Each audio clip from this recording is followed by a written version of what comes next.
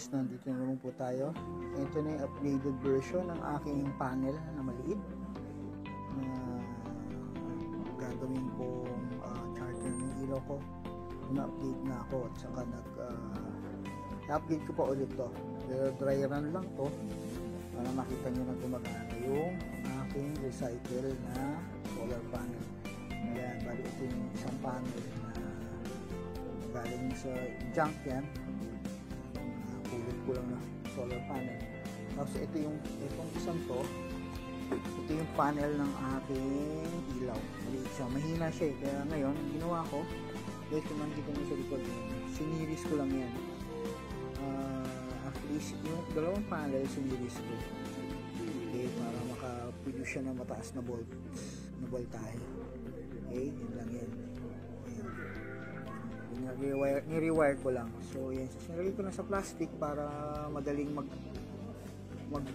palit-palit ng kung may mga gusto kong gawin. So wala lang, maintain ko pa rin yan para pwede isabit ko siya. Ngayon yan siya, bali at least nagamit ko yung kasi ang naging problema ko, mahina pong isang panel na to, sobrang hina, 7 point something na. Pero itong isang panel ko na to, malakas, umaparo ng 13 volts siya nakatutok sa araw. Ito 7 point something lang, ito 13. Ito po ay hina, 7. Ito naman sagad, 7 lang. Ito mababa siya. Kaya ang ginawa ko, kinumbine ko na lang sila. So, ang plano ko kasi dito, lalagyan ko pa siya ng booster. So sako na yun, pakikita ko rin yung booster, i-rewire ko yan para sa booster ko. Pero ngayon gusto ko lang pakita sa inyo na gumagana siya. Then nakita nyo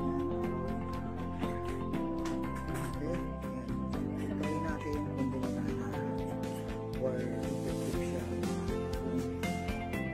kung gumagana.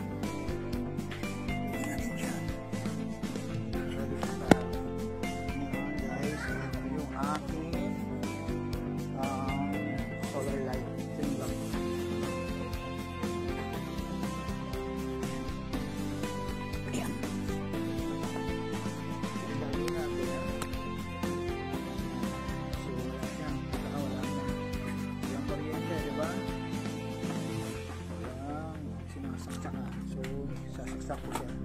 Nakikita nyo yan, may USB siya, pwede rin dyan, pero dito ko siya ilasaksak, sasaksak siya sa taas. Ganyan sasaksak ko yan, ganyan input.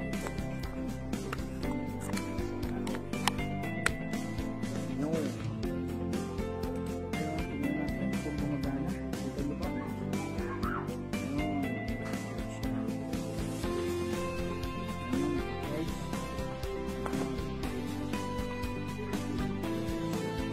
Bali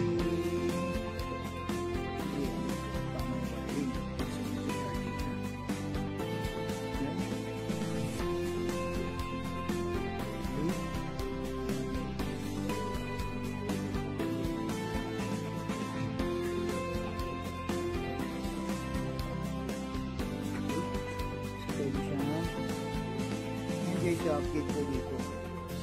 Magkakat lang ako dito. Susunod lang, papakita ko din sa inyo kung paano siya in-upgrade para maging charging. Pwede rin siya maging charger ng phone.